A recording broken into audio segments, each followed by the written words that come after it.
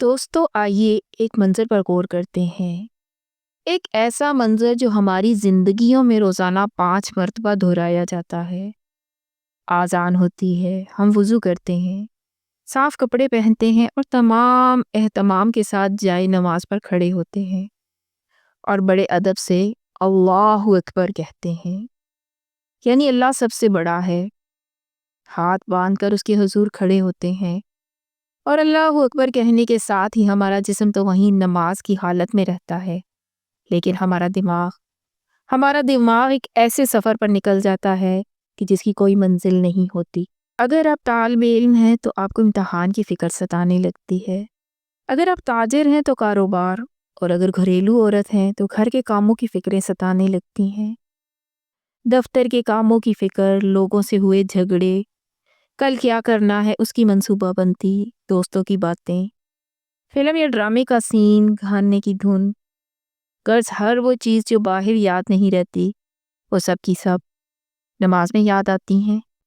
ہم رکوع کرتے ہیں، تشہد میں بیٹھتے ہیں، سجدہ کرتے ہیں، اور پھر جب سلام پھیرتے ہیں یا امام سلام پھیرتا ہے تب ہم اس سفر سے واپس آتے ہیں اور پتہ چلتا ہے کہ نماز تو ختم ہو گئی، یعنی رپورٹ کی طرح سب ارکان مکمل کر دیے۔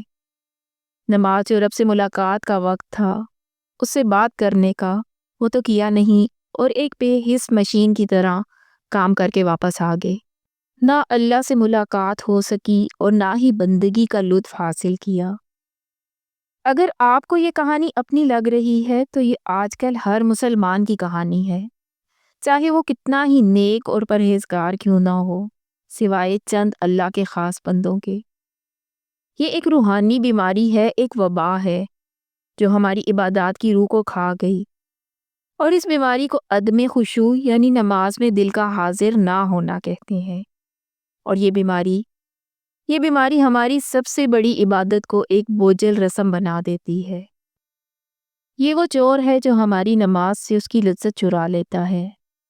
اس بیماری کا اندازہ سب کو ہے، لیکن اس بیماری کا علاج کیا ہے یہ نہیں جانتے، اور نہ ہی جاننے کی کوشش کرتے ہیں کہ وہ ایسی کیا چیز ہے جو ہماری نمازوں کو بے روح کرتی ہے۔ تو آئیں اس کو جاننے کی کوشش کرتے ہیں۔ اس بیماری کے علاج کو تلاش کرنے سے پہلے ہم یہ جاننا چاہتے ہیں کہ جس کو حاصل کر کے ہم اس بیماری سے نجات حاصل کریں، خشوع اور خضوع۔ عموماً لوگ ان دونوں الفاظ کو ایک ہی معنی میں لیتے ہیں، توجہ کے، لیکن حقیقت میں یہ دو الگ لیکن آپس میں ایک دوسرے سے جڑے ہوئے ہیں۔ ایک کا تعلق باطن سے ہے اور دوسرے کا ظاہر سے۔ تو آئیں ان کو سمجھتے ہیں۔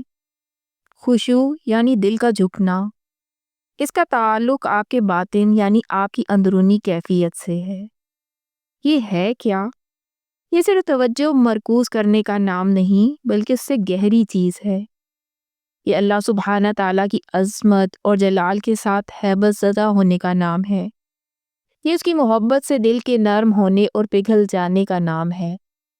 یہ اللہ کے خوف سے ڈر جانے اور اپنی بے بسی اور محتاجگی کے احساس کے ساتھ اپنے دل کو اللہ کے سامنے جھکانے کا نام ہے۔ اس کی مثال بالکل اس درباری کی طرح ہے جو ایک جابر بادشاہ کے سامنے کھڑا ہو جو اس کی جلال اور عظمت سے لرز رہا ہے، اس کی عظمت سے مرغوب ہے اور انعام کی امید بھی رکھتا ہے۔ اس ملی جلی کیفیت کا نام خشوع ہے۔ قرآن پاک میں سورۃ المومنون میں اللہ تعالیٰ نے فلاح پانے والوں کی پہلی شرط بتا دی کہ وہ لوگ فلاح پانے والے ہیں جو اپنی نمازوں میں خشوع کرتے ہیں۔ تو پتہ چلا کہ فلاح پانے کے لیے اور نماز کی قبولیت کا دار و مدار خشوع پر ہے، اور یہ نماز کی روح ہے۔ دوسری حقیقت خضوع یعنی دل کا ٹھہراؤ۔ اب آتے ہیں خضوع کی طرف کہ اس کا تعلق آپ کے ظاہر سے ہے، آپ کے اعضاء سے۔ یہ ایک بیرونی کیفیت ہے، اور یہ ہے کیا؟ یہ خشوع سے پیدا ہونے والی تبدیلی کا اظہار ہے جو خضوع کی صورت میں نظر آتا ہے۔ جب دل اللہ کی عظمت میں جھکتا ہے تو اس کا اظہار انسان اپنے اعضاء کے ساتھ کرتا ہے، اور وہ خود بخود ادب سے ادب کی حالت میں آ جاتا ہے۔ اب اس کی علامات کیا ہیں؟ جسم کا پرسکون کھڑے ہونا، نماز میں غیر ضروری حرکت نہ کرنا، نظروں کو سجدے کی جگہ پر رکھنا اور بار بار کپڑا سیٹ کرنا، یعنی خشوع نماز کی روح ہے اور خضوع اس کا جسم۔